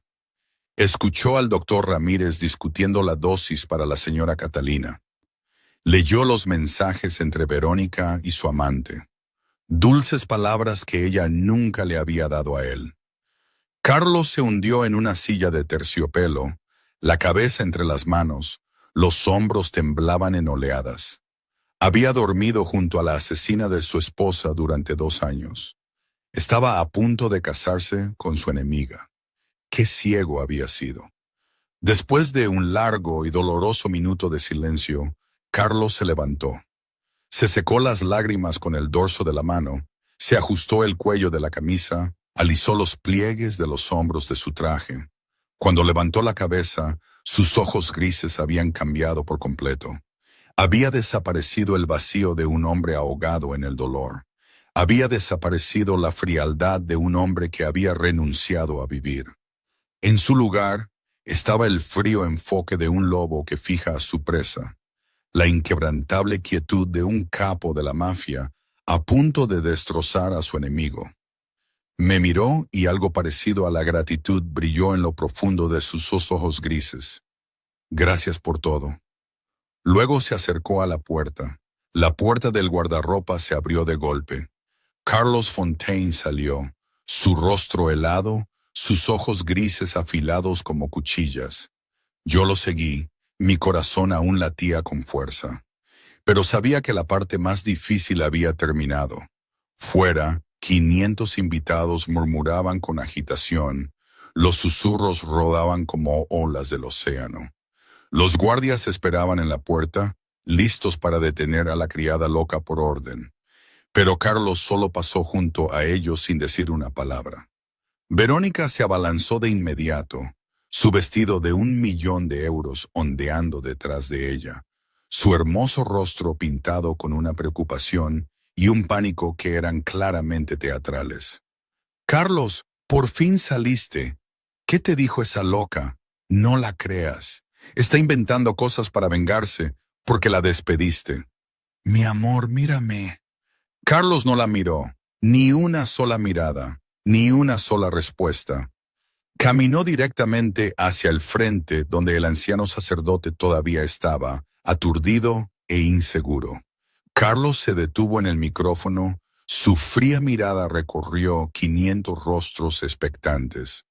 Luego habló. La boda se cancela, con efecto inmediato. La voz de Carlos sonó como el acero, sin emoción, sin vacilación. 7 palabras cortas, pero pesadas como una montaña, golpeando a 500 invitados como un trueno en un cielo despejado.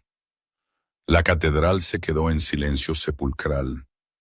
1 segundo, 2, 3. Nadie se atrevió a respirar demasiado fuerte. Entonces se estalló.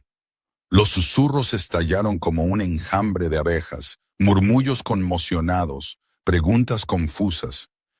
¿Qué está pasando? ¿Ha perdido la cabeza Fontaine? ¿Qué le dijo esa criada? Verónica se quedó congelada en el pasillo, su rostro blanco como un cadáver. No podía creer lo que estaba oyendo. La boda cancelada. Después de todo lo que había hecho, después de 2 años de planificación perfecta, después de matar a Catalina, después de envenenar a Carlos con un amor falso, después de estar justo en las puertas del cielo. «Carlos», gritó Verónica, aguda de pánico. «¿Qué dices? No puedes hacerme esto. Estamos a punto de ser marido y mujer. No puedes cancelar la boda delante de 500 personas». Corrió hacia él, le agarró la manga, sus ojos azules brillaban con lágrimas. «Mi amor, déjame explicarte. Esa criada está mintiendo. Quiere arruinar nuestra felicidad. No la creas, créeme a mí». Carlos apartó su mano como si fuera una serpiente venenosa. Sus ojos grises se encontraron con los de Verónica por primera vez desde que había salido del guardarropa. Y esa mirada la paralizó. Ya no quedaba indiferencia desapegada, ni frialdad distante. Solo había puro odio, una repulsión profunda hasta los huesos. ¿Explicar qué? La voz de Carlos era baja, cada palabra un cuchillo. «Explícame cómo asesinaste a mi esposa. O explícame cómo planeas asesinarme después de la luna de miel». El rostro de Verónica se descompuso, sus piernas amenazaban con flaquear. «¿Tú? ¿Qué estás diciendo?» Carlos se volvió hacia Pablo, que estaba cerca, y dio una orden con una voz desprovista de emoción. «Llama al detective Guzmán. Dile que tengo pruebas en el asesinato de Catherine Fontaine. Video, audio y la carta manuscrita de la víctima. Lo quiero aquí inmediatamente». Verónica se quedó allí con la boca abierta, su rostro pálido como el papel. No podía creer lo que estaba pasando. ¿Cómo lo sabía Carlos? ¿Cómo tenía pruebas? Catalina había estado muerta durante 2 años. Todo rastro había sido borrado. Nadie podía probar nada. «Y contacta a los hermanos», continuó Carlos, su tono tan tranquilo como si estuviera discutiendo el clima. «Quiero saber dónde está el zorro, Derek Lawson, en menos de 1 hora». Verónica se estremeció como si hubiera sido golpeada por la electricidad. Miró a Carlos con horror. «¿Tú sabes lo de Derek?» «Ahora sí», respondió Carlos, su voz más fría que el hielo. «Catalina me dejó todo. Todo. Un video tuyo y de tu amante besándose. Un audio del doctor Ramírez discutiendo la dosis de veneno. Mensajes entre tú y el hombre al que llamas cariño. Todo». Verónica se giró y me miró, parada junto a Carlos, y en ese instante su máscara se cayó por completo. La belleza angelical se torció en algo demoníaco. Ojos azules enrojecidos de odio, labios deformados por la furia, todo su cuerpo temblaba de veneno. «¡Tú!», gritó Verónica como un animal herido. «Todo esto es por tu culpa. Maldita criada, voy a matarte, voy a destrozarte». Se abalanzó sobre mí como una pantera enloquecida, las uñas rojas levantadas, listas para arañar el rostro de su enemiga. Pero Pablo fue más rápido. El leal guardaespaldas la bloqueó, envolviéndole los brazos por detrás. Verónica se retorció violentamente, chillando como una desquiciada. «¡Suéltame! ¡Suéltame ahora mismo! Soy la esposa de Carlos Fontaine. Soy la reina de esta ciudad. No tienes derecho a tocarme». «No eres nada», dijo Carlos, su voz tan fría que era aterradora. «Eres solo una asesina que está a punto de pagar por sus crímenes». Se volvió hacia Pablo. «Quédatela aquí. La policía llegará en 10 minutos». 500 invitados se quedaron como tallados en piedra, observando la increíble escena que se desarrollaba ante ellos. Muchos ya habían sacado sus teléfonos para grabar. La boda del siglo se había convertido en el arresto del siglo, y Verónica Sterling, la mujer que momentos antes había parecido radiante como una reina, Ahora gritaba y forcejeaba en el agarre de un guardia como una verdadera criminal. En el caos de la catedral, mientras la atención de todos estaba fija en Carlos y su impactante declaración, Verónica vio su oportunidad. En una fracción de segundo de distracción de Pablo, se soltó, empujó a otro guardia que intentó bloquearla y corrió hacia la salida trasera de la iglesia. Su vestido de novia de 1.000.000 de euros se arrastró detrás de ella como un sudario blanco. Los cristales cosidos en la tela se esparcían por el suelo de mármol mientras corría.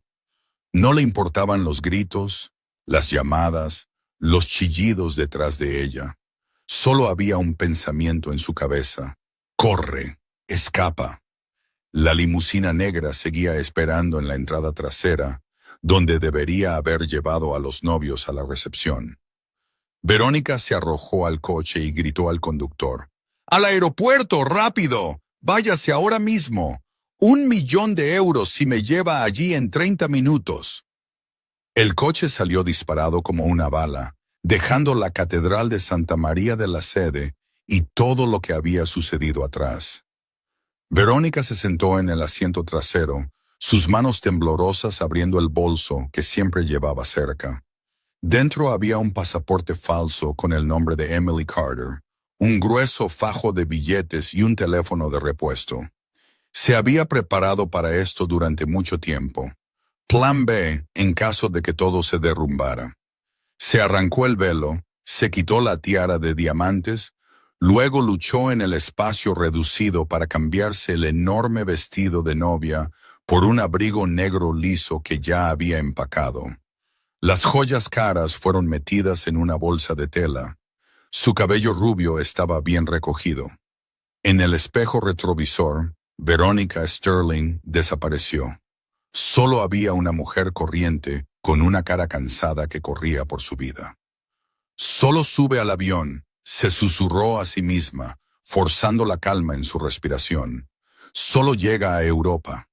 Derek tiene gente en París. Empezaré de nuevo. Estaré bien». El coche se detuvo en el aeropuerto de San Pablo. Verónica saltó, arrojó un fajo de dinero al conductor y corrió hacia la terminal internacional. Se abrió paso entre la multitud de viajeros, sus ojos buscando cualquier señal de peligro. Nada. Ni guardias, ni policía, solo pasajeros corrientes apresurándose con su equipaje. Exhaló un suspiro de alivio y se dirigió al mostrador de facturación de Air France. El vuelo a París saldría en 2 horas. Entregó el pasaporte falso, forzando la calma en su rostro. «Un billete de primera clase a París, el vuelo más temprano». La agente miró el pasaporte, tecleó algo en el ordenador y luego sonrió. «Sí, señorita Carter. Por favor, espere un momento».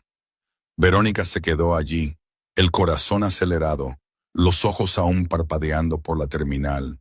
Solo conseguir el billete, solo pasar la seguridad, solo subir al avión. Entonces sería libre. «¿A dónde crees que vas, Verónica?». La familiar voz fría vino de detrás de ella. Verónica se congeló, la sangre se le heló, se giró y vio la peor pesadilla de su vida. Carlos Fontaine estaba allí, todavía con su traje de boda negro, sus ojos grises más fríos que la escarcha. A su lado estaban Pablo O'Brien y un hombre de mediana edad con un traje gris. Verónica lo reconoció como el detective Guzmán del Departamento de Policía de Sevilla. Detrás de ellos, decenas de agentes uniformados habían acordonado la zona. «¿Cómo?», balbuceó Verónica. Su rostro se puso blanco como la muerte. «¿Cómo supiste que estaba aquí? ¿Olvidaste?». Carlos se acercó. Cada pisada sonaba como una campana de muerte. «Yo controlo esta ciudad. Todas las salidas de Sevilla tienen a mi gente. El aeropuerto, la estación de tren, la estación de autobuses. ¿Exactamente a dónde creías que podías correr?». Verónica retrocedió hasta que su columna vertebral chocó con el mostrador de facturación. Forzó la familiar sonrisa seductora en su boca. Su voz se volvió dulce y suplicante. Carlos, mi amor, déjame explicarte. No es lo que crees. Esa criada se lo inventó. Yo te amo. Siempre te he amado. ¡Cállate! Carlos la interrumpió, su voz afilada como una navaja. Tengo la carta de Catalina, sus grabaciones, el video tuyo y de tu amante abrazados mientras planeas matarme. Y el doctor Ramírez confesó cuando la policía llegó a su casa hace 20 minutos.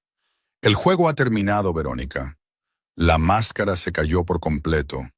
La belleza angelical se torció en algo demoníaco, deformado por la rabia y la locura. Verónica gritó, su voz estridente desprovista de todo rastro de feminidad.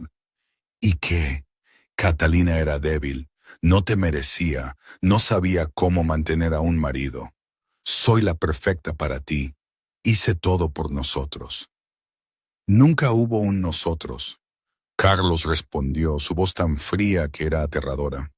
Solo hubo tu codicia. No me amas, amas mi dinero, mi poder, mi imperio. Justo entonces, Verónica me vio parada detrás de Carlos, la pequeña criada de cabello castaño y ojos verdes, la que había destruido todo lo que Verónica había construido en 2 años. La locura estalló. Verónica se abalanzó sobre mí como un animal salvaje, las uñas levantadas, la boca aullando con frenesí. Tú, si no fuera por ti, lo habría tenido todo. Voy a matarte. Voy a destrozarte.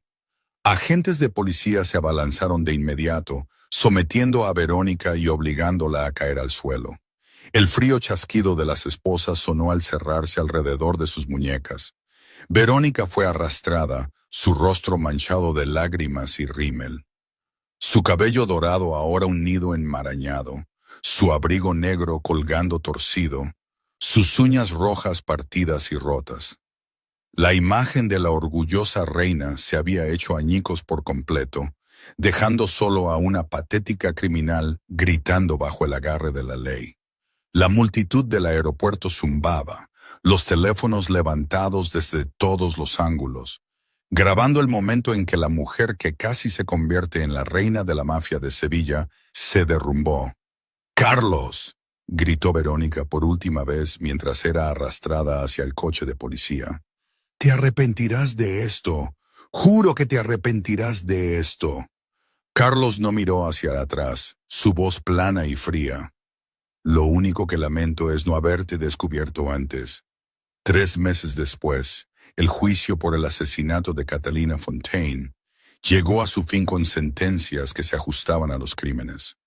Verónica Sterling fue sentenciada a cadena perpetua sin libertad condicional por asesinato premeditado y conspiración para cometer asesinato.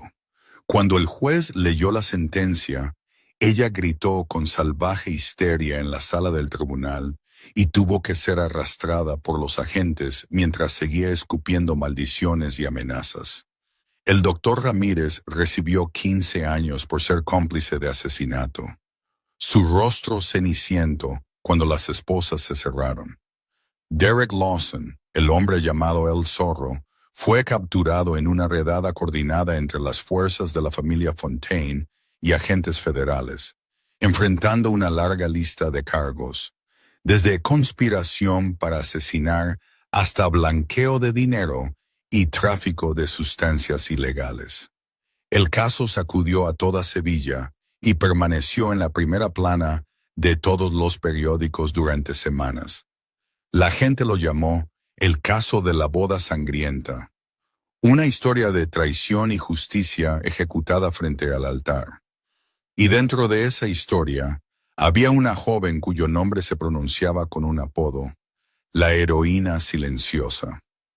Yo, María, la criada de 28 años que había arriesgado su vida para destrozar el complot de Verónica Sterling. La prensa me buscaba por todas partes. Las cadenas de televisión me invitaban a entrevistas. Los podcasts rogaban por contar mi historia. Pero yo los rechacé a todos. No quería fama. No necesitaba atención. Solo quería una vida tranquila, lejos del drama y las tragedias de la clase alta. Un día fui al Hospital Universitario Virgen del Rocío para visitar a José, como siempre hacía. Me preparaba para preguntarle al médico sobre la condición de mi hermano y para averiguar cómo conseguir más dinero para la cirugía. Pero el médico me detuvo con una brillante sonrisa. Señorita, tengo buenas noticias. La cirugía de José ha sido programada para la próxima semana. El costo ha sido pagado en su totalidad.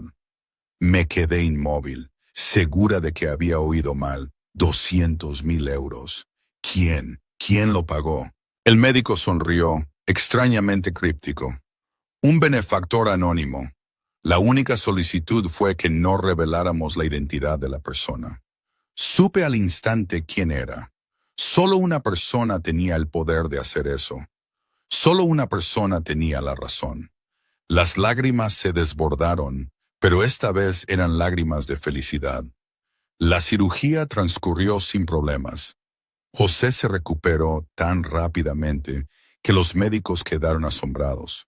Un corazón nuevo y sano latía constantemente en el pecho de un joven de 16 años. Por primera vez en su vida, José pudo correr y jugar como otros niños. Abracé a mi hermano con fuerza. Las lágrimas caían sin cesar. Estarás bien, cariño. Estarás bien. En otro lugar de la ciudad, Carlos Fontaine estaba experimentando sus propios cambios. Fundó una organización benéfica llamada Fundación Esperanza de Catalina, dedicada a apoyar a mujeres y niños que habían sido abusados o engañados. Donó el 80% de su fortuna personal a la fundación y entregó la mayor parte de su negocio a Pablo y a un consejo ejecutivo. Pablo estaba en la oficina de Carlos, mirando a su jefe con incredulidad. Jefe, ¿estás seguro? Ha construido este imperio durante 20 años. ¿De verdad quiere dejarlo todo? Carlos miró por la ventana. Sus ojos grises ya no estaban helados como antes. Ahora contenían algo que parecía paz. He vivido demasiado tiempo en la oscuridad, Pablo. Catalina quería que encontrara la luz. Es hora de que lo haga. Esa tarde, Carlos se puso ante la tumba de Catalina en un cementerio en las afueras de Sevilla. Dejó un ramo de rosas blancas, las que Catalina más había amado, sobre la lápida de mármol grabada con su nombre. Siento no haber podido protegerte, dijo Carlos, su voz baja y ronca. Siento haber estado ciego durante 2 años, pero encontré la verdad. La que te hizo daño ha pagado el precio, y encontré a alguien que me recuerda a ti, alguien con el mismo coraje, el mismo corazón bondadoso. Ella me salvó, Catalina, justo como tú me salvaste una vez.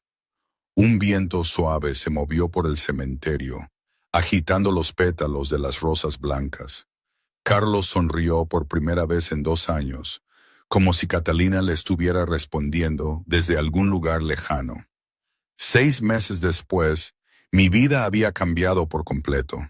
José y yo ahora vivíamos en una pequeña y encantadora casa en los suburbios de Sevilla, con un jardín lleno de flores y una valla de madera blanca pintada a su alrededor. No una mansión lujosa, ni un apartamento estrecho en un bloque de clase trabajadora, sino un hogar real, un lugar donde las risas resonaban todos los días. José estaba sano y rebosante de energía en el jardín, lanzando una pelota con los niños del barrio. Un joven de 16 años con un nuevo corazón que podía correr, gritar y finalmente disfrutar de la infancia como lo hacían los niños normales. Yo estaba en el jardín, con las manos manchadas de tierra, cuidando los nuevos rosales que había plantado. Una brillante sonrisa reposaba en mis labios. Una sonrisa pacífica que nunca me había atrevido a soñar durante todos esos años difíciles. El sonido de un motor vino del final de la calle. Levanté la cabeza y vi un viejo Jeep verde detenerse frente a la puerta. No un Rolls Royce o un Bentley como los que había visto en la mansión Fontaine. Solo un coche sencillo y corriente. La puerta se abrió y Carlos Fontaine salió. Pero este ya no era el capo de la mafia frío con un caro traje de Tom Ford. Llevaba una camisa blanca con las mangas remangadas hasta los codos, pantalones caquis sencillos y zapatillas de lona. Su rostro de rasgos afilados ahora parecía más besado por el sol, más sano. Y sus ojos grises, los ojos que una vez habían sido fríos como el hielo, ahora tenían una calidez que yo nunca había visto antes. ¡Tío Carlos!, gritó José y corrió hacia él como una pequeña ráfaga de viento. El niño abrazó a Carlos con toda la alegría inocente de un chaval de 16 años. Carlos se rió, una risa real, y le revolvió el pelo. «Hola, campeón. ¿Ese nuevo corazón funciona bien?» «Increíble», José presumió, radiante. «Soy el más rápido de mi clase. El médico dice que soy fuerte como un toro. ¿Jugarás a la pelota conmigo?» «En un rato», Carlos sonrió. «Necesito hablar con tu hermana primero». José asintió, luego corrió de vuelta con sus amigos. Me limpié las manos en el delantal y salí del jardín. Mi corazón latía rápidamente de una manera que no entendía. No sabía por qué de repente me sentía nerviosa. Carlos se acercó y se detuvo a unos pocos pasos. «Hola», dijo suavemente. «Hola», respondí, sintiendo que el calor me subía por las mejillas. Un silencio incómodo se extendió entre nosotros. Habíamos enfrentado a una asesina juntos, huido de guardaespaldas, desbaratado una boda del siglo. Sin embargo, ahora no sabíamos qué decir. Por fin Carlos habló. «He estado pensando mucho en todo. ¿En ti? ¿En mí? ¿En mí?», repetí, sorprendida. «Me salvaste la vida, María», dijo Carlos. Sus ojos grises se encontraron con los míos. «No solo de Verónica, sino de mí mismo. De la oscuridad en la que me ahogaba durante 2 años. Me diste una razón para seguir viviendo, para cambiar, para convertirme en un hombre mejor». Hizo una pausa y respiró lentamente. «Estoy abriendo un centro comunitario, para niños como José, para familias que necesitan ayuda. Lo llamo Casa Esperanza». «Eso suena maravilloso», sonreí. «Necesito a alguien que lo dirija», continuó Carlos. «Alguien con un corazón bondadoso. Alguien que sepa lo que significa luchar, sobrevivir. Alguien como tú». «¿Yo?», negué con la cabeza. «Pero si solo soy...». Carlos se acercó y me tomó la mano. Por primera vez, no en una emergencia. Por primera vez, simplemente porque él quería. «No eres solo algo, María. Eres la persona más valiente que he conocido». Hizo una pausa. Su voz se volvió más suave. «Y espero que me des una oportunidad. Una oportunidad para conocerte. No como tu jefe, solo como yo». Miré esos ojos grises, ojos que ahora se sentían cálidos como un pequeño fuego en una noche de invierno. Sonreí. «Quiero eso». ¿Van a jugar o qué?». La voz de José llamó desde el patio. Carlos y yo reímos juntos. Nos dimos la vuelta, cogidos de la mano, y caminamos hacia el chico que esperaba con la pelota en sus manos. La dorada puesta de sol se derramó sobre el pequeño jardín, la hermosa casa, las 3 personas jugando a la pelota en medio de risas que llegaban lejos. No tenían superdeportivos o mansiones. Tenían un pequeño hogar, tardes pacíficas y un amor que apenas comenzaba a florecer. Yo había arriesgado mi vida para salvar a un desconocido. No por dinero, no por estatus, solo porque era lo correcto. Y Carlos había aprendido que la verdadera fuerza no residía en un imperio del hampa, sino en tener el coraje de dejar ir y encontrarse a sí mismo de nuevo. Y hoy, todavía no lo sé del todo. Es complicado. Hubo momentos de un miedo atroz, momentos donde me cuestioné cada decisión. ¿Fue solo una cadena de eventos o una especie de destino? No lo sé. Carlos y yo, no es la historia de amor perfecta que cuentan en las películas. Aún estamos aprendiendo, desempacando lo que significa habernos encontrado así. ¿Confiamos plenamente el uno en el otro? Sí, en el fondo, creo que sí. ¿Pero hay cicatrices? Siempre. Nada es totalmente lineal ni simple. Pero, ¿estoy arrepentida? No. La vida nunca es un cuento de hadas con un final sellado. Pero esta vida, con sus subidas y bajadas, sus miedos y sus esperanzas, es la mía, y la de José, y la de Carlos. Y eso, supongo, es más que suficiente.